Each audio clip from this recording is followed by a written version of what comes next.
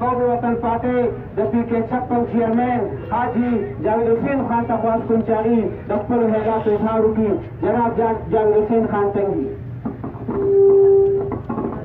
اعوذ بالله من الشیطان الرجیم بسم الله الرحمن الرحیم.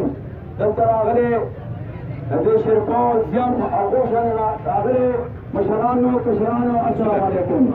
دا نن چې کوم احتجاج دی دا زموږ پروګرام دی. موږ صرف دا کار ورکول یو مکرو پرې شرط وټس باندې راغون شوي دي چې دا کم پېټرول ګران شوي دي د بجلۍ بل کې اضافه شوې ده. دې سره به زمونږ ټول هم ګران شول، غوړي هم ګرانېږي، کریانې به هم ګرانېږي. ځان به زمونږ د عوامو چې انچارج والا سره هم لاندې وي ځکه دوی به کرۍ زیاتوي.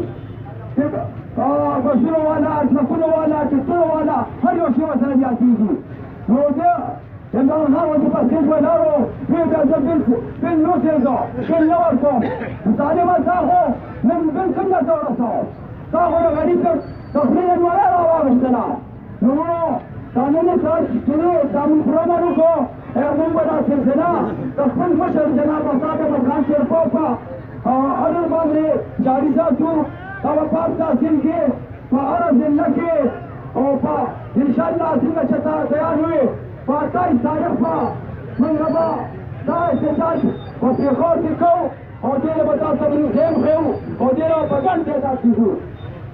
همدا لپاره که په تنګي کې وي، که په چارسده کې وي، که په هر ځای کې، که په پېښور کې، خو په روزو په ګڼ تعداد کې ځکه چې غریب عوام تنګ دي، سپېڅپوش تنګ دي.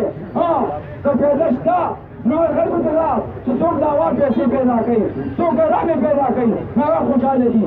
نور دا زموږ تا غوندې سپېڅپوش بلکل تباه و برباد دی چې نن وړه یو ډېر شي، غوټې په بل ډېر شي. ځکه چې دې وروڼې چې زنانه راغلې وه او ما ورسره امداد وکړو، خو پلرې لږ امداد خو موږ دوکاندار زونه خوندي شي او نه هغې پیسې د وس کېدو.